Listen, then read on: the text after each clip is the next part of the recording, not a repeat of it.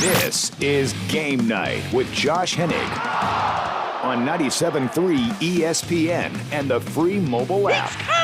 Now, live from the Matt Black Kia Studios. Oh, what an attack! What a move! Here's Josh Hennig.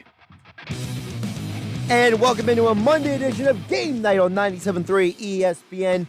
And my goodness, what a wild and crazy day it has already been with the Eagles, with the NFL. We got a lot to get to in just a little time to get to it.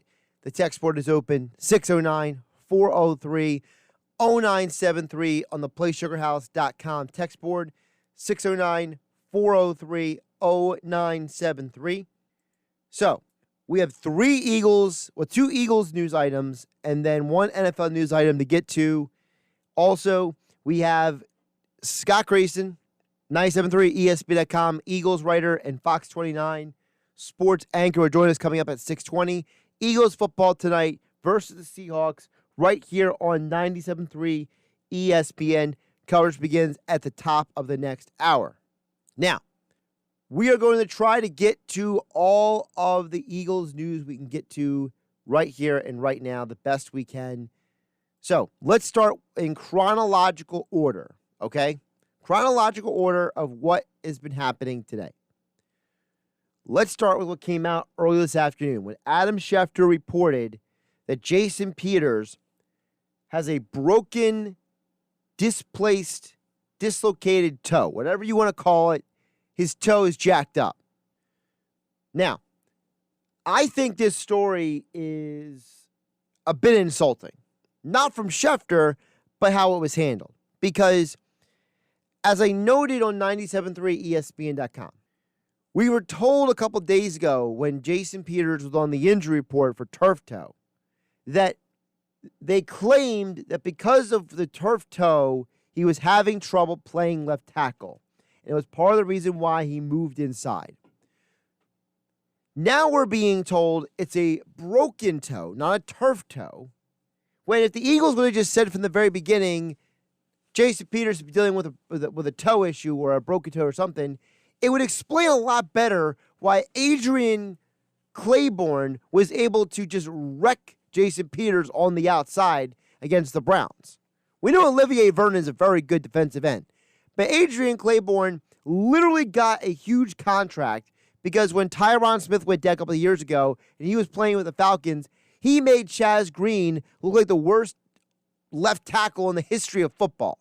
So for Jason Peters then to go out there himself and get wrecked by the same dude who wrecked one of the worst offensive line performances we've ever seen in NFL history, it would have made you look better if you would have just said, Peters has an injury. But instead of saying that, what is Doug Peterson Day? He hemmed and hawed about how, well, JP's been playing good at left tackle. Well, we have confidence in him at left tackle. Then a few days later, it's, well, we're moving him to right guard because of the situation at left tackle. But then Jeff Stoutland came out and said, well, I talked to Jason Peters, and he said, whatever you need, coach. I've said it once. I've said it 5 times. I've said it 10 times. I've said it 100 times here on 97.3 ESPN. The Philadelphia Eagles have a perception problem. And for whatever reason, they don't seem to get the fact that if they would just be more honest and concise and upfront about this stuff, people wouldn't be losing their minds. Because now the Eagles throw Jason Peters under the bus and lied about him for no good reason at all. You could have just said the guy was injured. You could have just said from the beginning there was a health issue, but you didn't. You went on your Zoom press conference and you put out press releases and you did all this hogwash to try to cover up for a broken toe? That's insane. And you make Jason Peters look bad because you're not upfront and tell everybody, hey, the situation is this. When if you would have just come out and said the situation is this, you wouldn't be in this situation. Now, on top of all of that, We're going to find out tonight what Jason Peters even looks like at right guard. Now, if you believe Jeff Stoutland, which, okay, he's the offensive line coach, and apparently the organization thinks very highly of him, so I'm going to give him the benefit of the doubt. He thinks Jason Peters looks great at that position. Okay. I don't know what that means. He may be the smartest guy in the world, but I don't know what that means. Mailata, we know what he brings to left tackle. We've seen him do it. And he's probably well more equipped to do that job right now than Jason Peters is. And now with no Lane Johnson at right tackle, the assumption is that Matt Pryor is going to start at right tackle, which I'm not a fan of. I would like it to be Driscoll, but it is what it is. We're going to find out. Jason Peters with a broken, dislocated, whatever toe it is, at right guard for the first time tonight. You know, the action right here on 97.3 ESPN. The second item of Eagles news that just came out of nowhere, this dropped about less than an hour ago. So Jeff Mosher, who you hear twice a week on Football at 4, on the Sports Bash with Mike Gill and Hunter Brody, Inside the Birds podcast, he dropped the nugget a little bit earlier that said that basically Jeffrey Lurie has instructed people that if Carson Wentz struggles again, that they need to bring in Jalen Hurts. Wait, what? I mean, talk about a shot out of left field right there. That is incredible. Again, Jeff Mosher, Inside the Birds podcast, Eagles Insider reports that Eagles owner Jeffrey Lurie has given the directive to play Jalen Hurts if Carson Wentz struggles. This instruction came from the top, according to Jeff Mosher. If Carson Wentz struggles, the directive is to play Jalen Hurts. So that's a loaded thing right there. Because number one, for the owner to be coming out and instructing whoever that it is that, whether it was a direct, instruction to Doug Peterson, whether it was a directive that he told Howie Roseman, that Howie Roseman told Doug Peterson, or however the message was delivered. That is an incendiary message to be passed along. Because number one,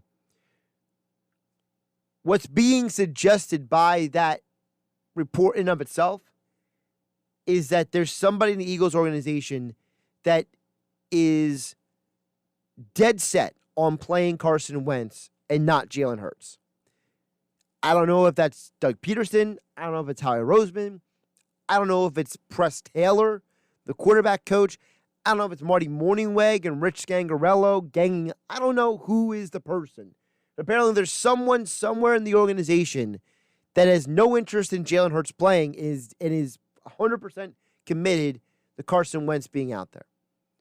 That's a problem because that means that there are people in this organization that are more interested in making sure Carson Wentz plays than they are about putting the right players on the field or even helping Carson Wentz by taking him off the field for a while to let him decompress and hit the reset button. Second problem with the owner of the Eagles giving this directive is this completely changes the narrative about the owner. Because number one, Jeffrey Lurie has been known for years to not be a meddler. So for him to, as previously reported, miss the Browns game because of how unhappy he is and storm out of a practice because of how unhappy he is, and now for him to give a directive that they need to play Hurts if Wentz struggles, we're basically being told that the owner of the organization feels it's necessary to do this when he never felt it was necessary before. That is a bad sign. The third reason why this is problematic is because this also changes the perception of how the organization views Wentz. Chris Long said on his podcast that the owner, Jeffrey Lurie, loves Carson Wentz. For years, we've been told that the Eagles organization is 100% invested in Wentz. They're 100% behind him. But if you combine that the owner saying this. With Doug Peterson's bizarre, I know Sal Paolantonio told Mike Gill not to call it unique. I'll call it bizarre, unorthodox, unnatural, awkward answers when asked about Wentz numerous times in recent weeks. And Jalen Hurts suggests that maybe Peterson has been interested in trying different things already. And maybe there was someone between Peterson and Jeffrey Lurie, if you read between the lines, that has been forcing the Eagles to keep playing Wentz and not giving Hurts a chance. Now, this is all speculation because when you have a report like the owner directing the team to play the backup if the starter struggles is another problem because there has to be a reason why he made that directive. There is something that happened behind the scenes. And I've told you all 100 zillion times, don't overlook the fact that this organization keeps putting out messages. I told you about perception. I've told you about the messaging. We don't know what's going on in that building because there's a lot in the building because of COVID. But what we do know is the message is one thing and something else is going on, then it's hard to trust people when they say different things. 609-403-0973, theplaysugarhouse.com. Text board Josh Hennig here on Game Night on 97.3 ESPN. 609-403-0973, theplaysugarhouse.com. Text, we'll get to your text in just a moment. Scott Grayson will be joining us coming up 8 minutes from now to talk more about the Eagles and Seahawks game tonight. One final tidbit I want to squeeze in here before I get to the texts at 609-403-0973. So the NFL is now moving the Steelers-Ravens game from Tuesday to Wednesday. Now, there's a little information that goes along with this. The Ravens are having a walkthrough practice tonight. They're supposed to be back in the building at 6:30 tonight. The NFL had not allowed the Ravens even in the building for over a week. They hadn't practiced at all since the Saturday walkthrough before their loss to the Titans over a week ago. So the Ravens are now having a walkthrough tonight. They're supposed to fly to Pittsburgh tomorrow night and then have the game on Wednesday night. And it's interesting how this all is moved because, number one, we know the NFL is intent on getting every game played no matter what it takes. Look at the Broncos game yesterday. But number two, them moving the game, I believe, has something to do with the fact that the players want this game played because, again, they want to get paid. I talked about this with Hunter Brody on Friday and Deshaun Hendricks on Saturday here on 97.3 ESPN. The players know that if they don't play the game, they don't get paid for that week. So the players are just as invested in getting this played as anybody. So again, do not overlook the money aspect of this. The players want to get paid. Everyone wants to make their money off this. These are jobs for these guys. This is a professional livelihood on the line right here. So do not overlook that situation with the Ravens and the Steelers. Get a couple texts in here before we hit the break. 609-403-0973 on the playsugarhouse.com. Text board 609-403-0973. Jim in Ventnor chimes in and says, welcome to the never-ending world of dysfunctional public relations known as the Eagles football organization. Yeah, you're right, Jim. And it doesn't have to be dysfunctional. It doesn't have to be this never-ending saga. It doesn't have to be like this. But for whatever reason, somebody somewhere thinks it's all right. It's okay. It's okay to keep putting out mixed messages and confusing everybody. 609-403-0973, theplaysugarhouse.com. Text board Dan EHC chimes in and says, this story is weird about Jeffrey Lurie because I thought Wentz was Lurie's boy. Wentz is obviously leaving players on the field. I think Doug wants to be patient with Wentz and feels like he can get better. With that being said, Wentz is really struggling and just needs to maybe watch from the sidelines for a little. Hey, Dan, listen, you know as much as I do. If your theory is that Doug is the guy who wants to keep Wentz out there, it's a possibility. I would go as far to say I think Press Taylor is one that might be pushing it.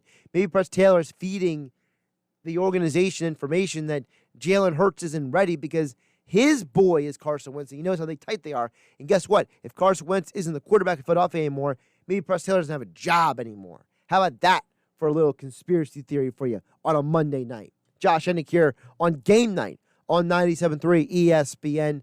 Keep a text coming, 609-403-0973 on the PlaySugarHouse.com text board. More Eagles talk next with Scott Grayson from 97.3 ESPN.com, here on 97.3 ESPN FM and 97.3 ESPN mobile app, powered by First Bank of Sea Isle City.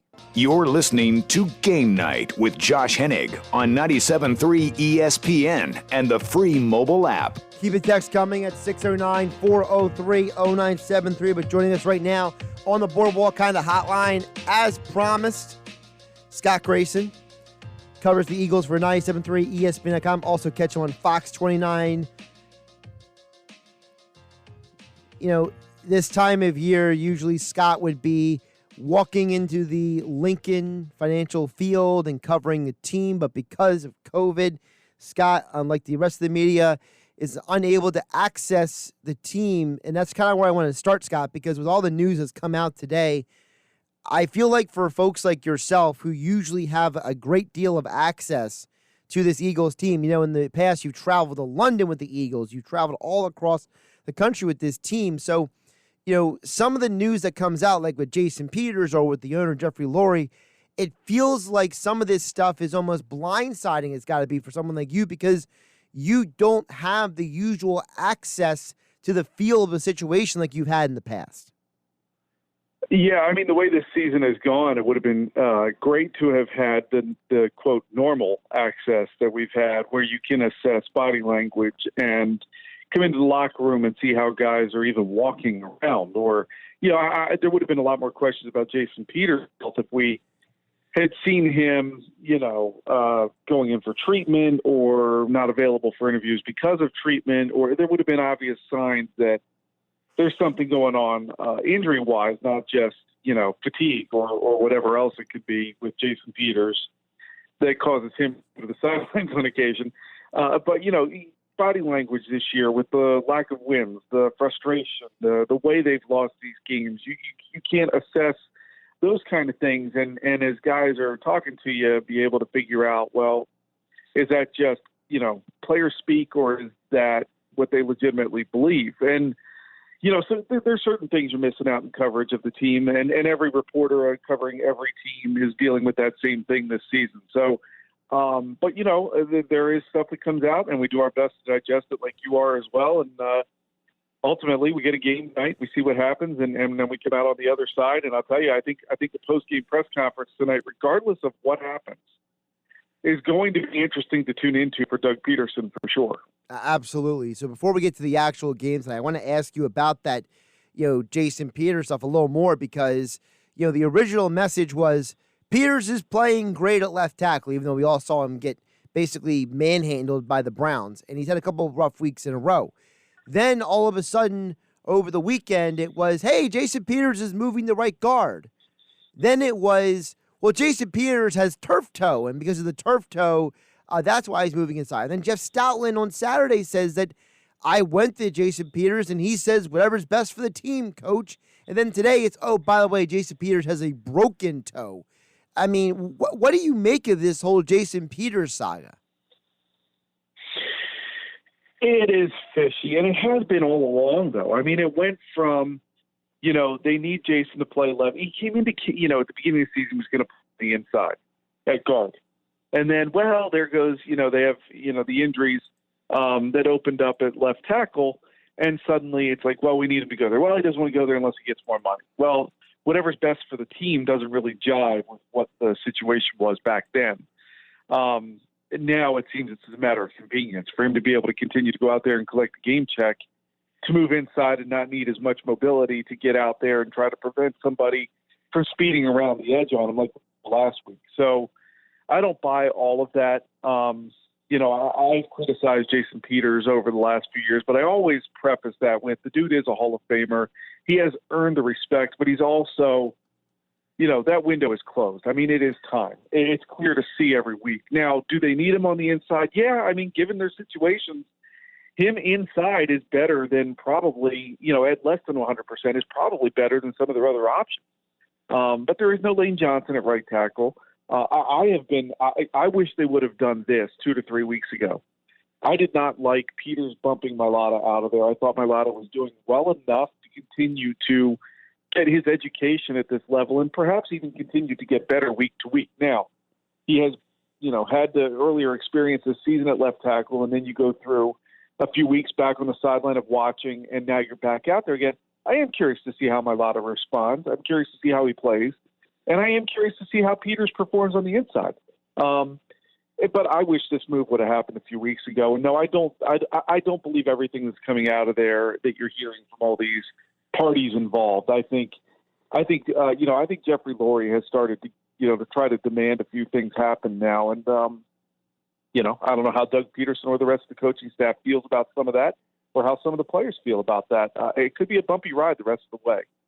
Yeah, and even separating the report by Jeff Mosher about an hour ago about Jeffrey Lurie instructing the team if Wentz struggles, if they need to play Hurts.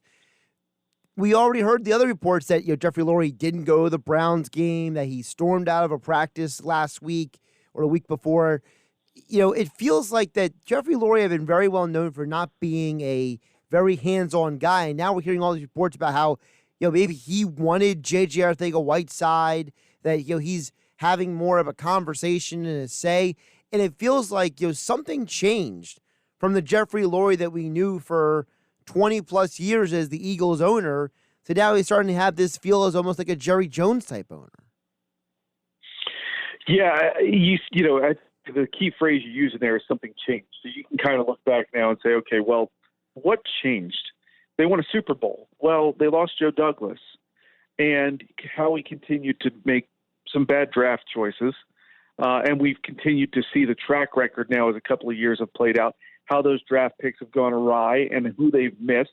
We'll see one of them tonight that they could have had if they didn't have J.J. Arcega-Whiteside, and that's, of course, DK Metcalf. And so you look at all of this, and you could say, well, what changed? Well, I think Jeffrey's seen some missed opportunities.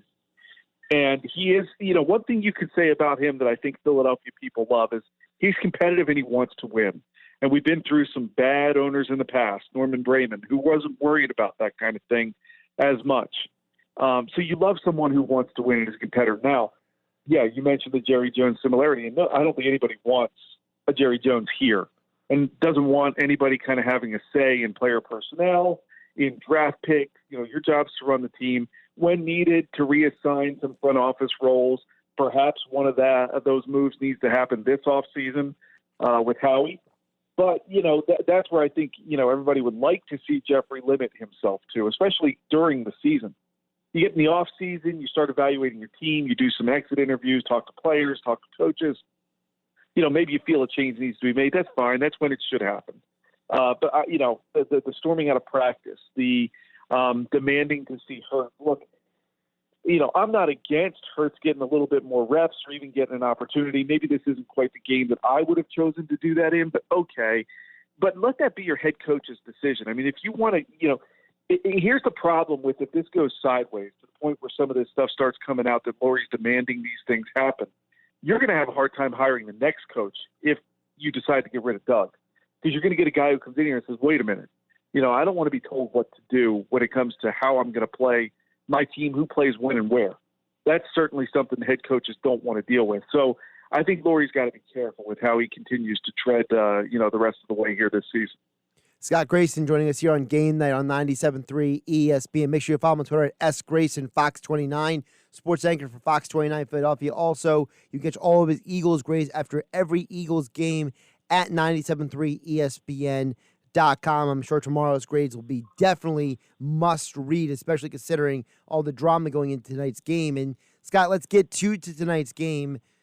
Listen, the one thing we know about the Seahawks is that the Eagles haven't beaten them in a long time. And this is a Seahawks team that they may not be the juggernaut they used to be, but that guy Russell Wilson is still dangerous as ever.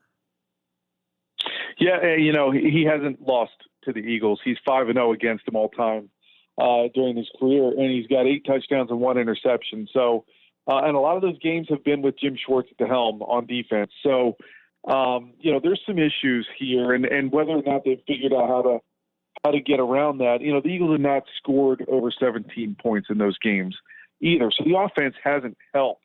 Now, Seattle doesn't have as good of a defense as it's had in the past, but the Eagles' offense, as we've talked about, is well documented, has its own issues all over the place. To me, this is kind of night where I keep saying, and give Miles Sanders at least 20 carries, please. I mean, the guy's productive when he gets the ball, and he's doing things. Your offensive line would prefer to run. These are better run blockers than they are pass blockers right now. Let them run and open up holes and move the ball that way. That being said, Russell Wilson, I think, is a key tonight. And the biggest thing that they need to do is to, you've got to find a way. Look, Alex Singleton, I think, is playing well right now. You got to spy Russell Wilson. You got to make sure he doesn't beat you with his legs. Now, he is really good at just extending plays. He doesn't even look to run. He does it as a last resort. And he's got a good enough arm, a pretty good arm, in fact, that he will look to get out of the pocket, extend the play, and wait for his receiver to beat the man he's covering. And does anybody right now have confidence in any of the defensive backs not named Slay to stick with these receivers for 4, 5, 6 seconds? I quite frankly don't. So, that's what my biggest fear is tonight. The Eagles have to find ways to get the pressure to Wilson, get him to abandon the play, and then try to find a way to get him to decide to run or pass for the ball pretty quickly. To me, that's the key tonight. If they can do that defensively, they'll be all right. Seattle has scored points. I expect the Eagles to give up points tonight. The problem is I don't think they can score enough to overcome it.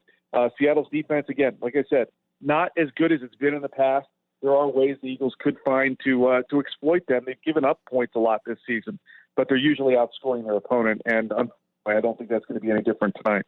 Yes, guys, that's my big concern. You mentioned it there, and that is I just don't have faith in this Eagles team to be able to go blow for blow offensively. Part of it is Wentz's bizarre decision-making. Some of it is Doug Peterson's, very questionable play calling. And some of it is the fact that I just look at this Eagles team and they just haven't shown me the ability to be consistently able to put up our offense. And I just have to wonder, even if you run Miles Sanders 25, 28 times, is that really going to solve anything when the quarterback is making decisions post-snap that I think most of us watching on TV are looking at and shrugging our shoulders and saying, what is going on here? Yeah, I mean, that's the biggest thing is just trying to find a way to deal with all of that. It's going to be, and I agree with you, I just don't see how the Eagles are going to be able to, right now, I don't see an offense that is in any way clicking. I don't see a play caller who is in any way finding a rhythm in calling the plays to suit his offense. So that's squarely on Doug Peterson. I don't see the confidence in the quarterback and his receivers. I don't see receivers making plays for their quarterback. The only one I do see making some plays is Miles Sanders, but then he can't fumble it. I mean, you want to know the way the Eagles win this game tonight? They've got to have 0 turnovers. That is one way they absolutely, may have a chance to win tonight is to not turn it over at all. And at the same token, I think they got to find a way to win the turnover battle. So that means they've got to take away at least one. And I think you'll have opportunities. Russell Wilson will try to make plays. He will force some things, and he will occasionally throw an interception. Maybe you can knock a ball out from a running back. But to me, that's the formula to try to win tonight is you've got to be able to do that. And quite frankly, and this is why I would look to run tonight, you obviously have issues at quarterback. It's well known nationally now. Now you've got issues about whether or not who's telling you needs to play Jalen Hurts or when Jalen Hurts needs to play. To me, control the time of possession. It's a windy night. It's a wet night. It might not be raining all the time, but control the clock. Move the ball on the ground. Occasionally throw the ball when needed. But this is one of those times where you'd like to see them just, control time of possession, limit Seattle's possessions, at least move the ball and flip the field, make Seattle have to go the whole length of the field if they're going to score. And, I also think this might be one of those nights. Look, Doug doesn't need many excuses to go for it on fourth down, but with how windy it is, I don't think he's going to want to let Jake Elliott, have the opportunity to miss some field goals in the wind of any length. So I think we could see some fourth down attempts again from Doug Peterson. Maybe things will break their way. The Eagles, in my opinion, they're going to win one of these games that they have no business winning. Maybe it is this one because they've played well on national television lately. Remember earlier this year they beat the Giants in a close game, and they beat San Francisco out in San Francisco on a national TV game. So, for whatever reason, maybe under the lights at the lake tonight on a crazy night, full moon, I know you won't see it. Maybe this is what it takes, and the Eagles get a win that nobody saw coming. Scott, one more for you before I let you go, and I always appreciate the conversation, the time here on 97.3 ESPN. If we do see Jalen Hurts tonight get any significant playing action as a quarterback, not just as a gimmick player, what are you wanting to see from the rookie? Well, here's the key, the first key. The reports that we heard this week were that Hurts was seeing an increased amount of first-team reps, and without Wentz lined up as a receiver. To me, that's huge because the Eagles were basically going 10 against 11 because nobody in their right mind thought that Hurts was going to throw the ball to Wentz or that Wentz was going to do anything out on the outside. So now you have 10 offensive players against 11 defenders. And so to me, with Wentz off the field, now you're giving Hurts a full complement of receivers. I think we'll see him throw the ball a couple times tonight. I really do. And I think he's going to find ways to – if I'm reading into what Doug Peterson would do, to me, they're going to look for Hurts to be a change of pace kind of guy, run a few plays, not just run the ball, but I think he will have the opportunity to pass some. And then you'll see Wentz come back out on the field. And I think Peterson's going to try to find a way to massage that a little bit.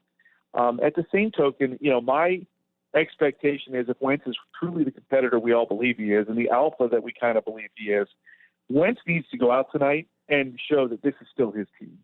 And so he needs to have a good game out there as quarterback and really show that, look, Hurts can be a compliment to me, but I'm not losing my job. But so as far as what to expect out of Hurts, I think you'll see him throw the ball a few times tonight. And I think the Eagles will line him up out there without Wentz on the field, which will be great for Wentz to stand on the sideline and watch a little bit too. But how many plays is he going to get? The rumors are he's not going to even get a whole series at any time, but I think you can't dictate that yet. If Wentz gets off to a really bad start, Peterson's going to have no choice, given what's happened this week, but to put Hurts out there and give him a full series and see what happens. So, to me, that is the most fascinating aspect of this game. Whether the Eagles win or lose is one thing, but how they balance the Wentz Hurts, usage, and when Hurts comes in and how it plays out, how it finishes tonight is going to be just fascinating. He's Scott Grayson. Make sure you follow him on Twitter at sgraysonfox29.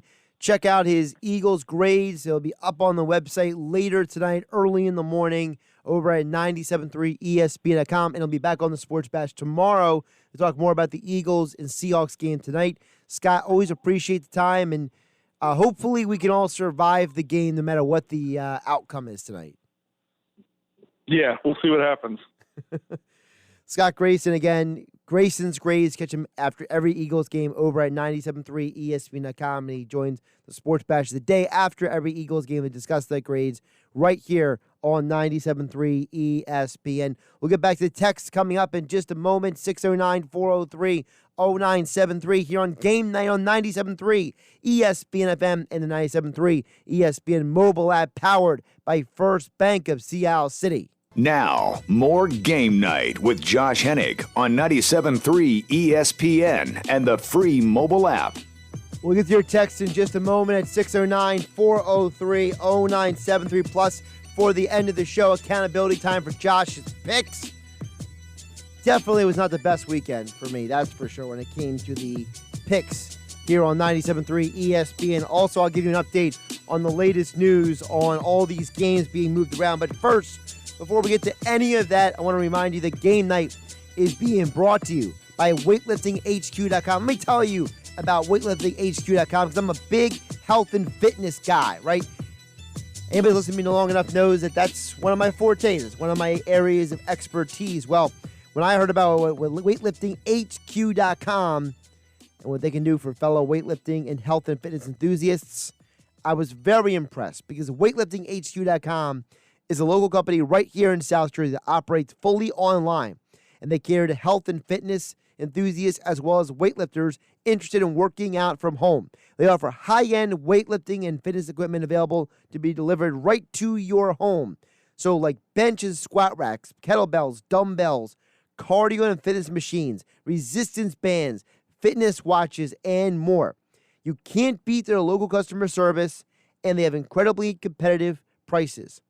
So check them out online at weightliftinghq.com and use the code radio10 at checkout for 10% off your entire order. Don't miss out. For 10% off your entire order, that's radio10 at weightliftinghq.com. Weightliftinghq.com, radio10 for 10% off your entire order.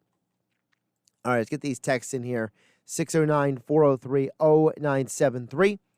Tom in Ventnor chimes in. Tom says, the organization must feel Wentz is too far gone. He clearly has the yips, which is hard enough to get over playing in a normal city. It's not about talent at this point. Wentz will never get out of his own head while in Philly. So, Tom, my first reaction to that is, if the organization feels like Wentz is too far gone, then why have they given him so much of a rope, so much of a leash to play with? I think that if he was too far gone, they would have brought in Jalen Hurts to play sooner than they have. I do agree with you that there's something going on in his head. There's something, I don't know if it's the yips per se, but there's obviously something wrong when he refuses to turn his head.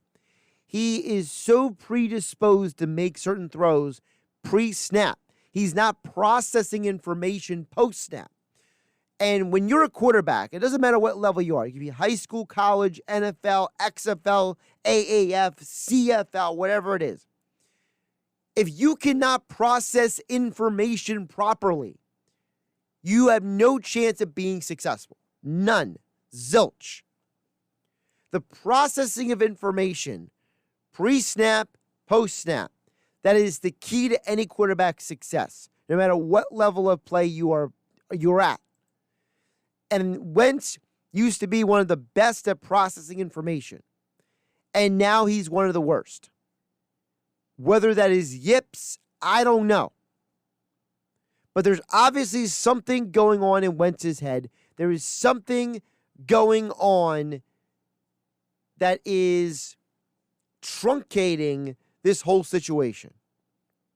So, and again, I don't know exactly what that is, but you're right. Wentz is in his own head. And to only emphasize, the inactives just came out. Not too much surprising. Lane Johnson is an inactive. He's done for the year. Rudy Ford, he hasn't been practicing for 2 weeks. He's out. Quez Watkins, negligible because all the other receivers are healthy for the most part. Jason Huntley, he's not playing. That's mostly because the other running backs are playing. And Nate Sudfeld hasn't played, is inactive again for about the 200th week in a row. So, yeah, that I was waiting on those inactives all day for that. Thanks. Thanks, Eagles. 609-403-0973, theplaysugarhouse.com. Text board. Dan EHT chimes in. This text made me laugh. Thank you, Dan EHT. He says, we need Daryl Morey to be GM of all 4 major sports teams in Philadelphia. First of all, I don't think you could pay Daryl enough to take on that task and responsibility. I think Daryl is pretty happy enough. But also, I don't know if you saw the news, but before Daryl Morey got hired by the Sixers, there was an NFL team that tried to coax him to join them. There was an NFL team that tried to hire him away from the NBA, and he decided to stay with the NBA. So, hey, maybe one day Daryl Morey does go to a different sport. But I appreciated the laugh with the text, Danny HT. 609-403-0973. 609-403-0973. To get in on the conversation. I did want to touch on also the latest news. So, couple things. The Ravens-Steelers game is kicking off at 3:40 p.m. on Wednesday. It will not be at night. According to Adam Schefter, this is because NBC is committed to broadcasting the 88th Rockefeller Center Christmas tree lighting ceremony on Wednesday night. Yes. NBC wants to make sure that they don't neglect broadcasting a tree lighting ceremony. So, in somebody's world, tree lighting is more important than the NFL. Got it. All right. Good to know. Also, the games that will be impacted by another move of the Steelers-Ravens game, according to Adam Schefter, is going to be Cowboys-Ravens has now moved from Thursday to Sunday to Monday, and now the Tuesday at 8 p.m. Washington-Pittsburgh will be 5 p.m. on Monday. Bills and 49ers will be 8 p.m. on Monday. This is according to Adam Schefter. If you didn't catch all of that, don't worry. Somebody else will repeat it again for you. Yeah. So that's the slate. We got 3:40 p.m. tomorrow, Wednesday, for Steelers-Ravens. Washington versus Pittsburgh Monday at 5. Buffalo versus the 49ers in Arizona, by the way, at 8:15 because the 49ers are no longer allowed to play in Santa Clara because Santa Clara has this stupid rule with no factual information behind it that no contact sports are allowed to be played for the next few weeks in that county. No evidence that there's been any COVID transmissions due to sports or contact sports at all, but they just kicked the 49ers out of town because of some bizarro ruling. So they're playing in Arizona for the next 2 weeks. And then, as I mentioned, Cowboys-Ravens, Tuesday, December 8th at 8:05. That's the latest news. My goodness. I mean, what a day it's been. What a year it's been. Absolutely insanity. Craziness. Texter, I appreciate you texting in, but I have not experienced boarding a Spirit flight, so I will have to take your word for it. The texter says that all these NFL changes is like boarding a Spirit flight with all these changes and postponements. Well, maybe someone could verify that for me because I've never been on a Spirit airplane, so if you're telling me it's as bad as this NFL schedule, I'll take your word for it. Oh, my goodness. Danny HT also, thank you for the other text that made me laugh. I will respond to that off the air because I have a pet peeve about that you just texted. I appreciate you guys making me laugh at the end of the show because this Eagles news is absolutely insane, from Peters to Wentz to Hurts to Jeffrey Lurie. It's absolute insanity, and the Eagles are going to be kicking off in about an hour and 20-some minutes. Wow. What a day. What a day. Sports. Gotta love it. Speaking of sports, because we combined the Thursday 2 games on Thanksgiving in the NFL, we did my picks on the fly on Friday because I didn't do my usual prep work because I was doing a lot of other things. I was trying to enjoy the holiday with my parents. We went 3-3 in our football picks. 3-3. The overall record now is 53-32. Find out why coming up. This hour is brought to you by William Hill, America's #1 sportsbook. Get in on the Monday Night Football action and make it even more interesting with a wager. Just download the William Hill mobile app to bet on all the sports you love. New Jersey only, 21 plus. Terms and conditions apply. Gambling problem? Call 1-800-GAMBLER. All right, accountability time on the college football picks. We already went 1-1 on the NFL games. We had 2-2 in college. Auburn got destroyed by Alabama. I was completely wrong about that. Auburn didn't show up for anything. I don't think they even got off the bus for that game. They lost by 29. We did hit on the South Alabama versus Arkansas State. We hit the over 63.5. That game totaled 69. Mississippi State versus Ole Miss did not hit the over 39. They barely hit 50 points. That was really disappointing. The final game we did get right to go to 3-3. Utah Washington did hit the under 49. That was a fun game. Pac-12 at night on ABC because of some of the cancellations. So 3-3 overall. We will try to do better this coming Friday here on Game Night on 97.3 ESPN. Eagles, Seahawks coming up tonight. Coverage begins next on 97.3 ESPN. I'm Josh Hennig. Have a great night. We'll catch you tomorrow.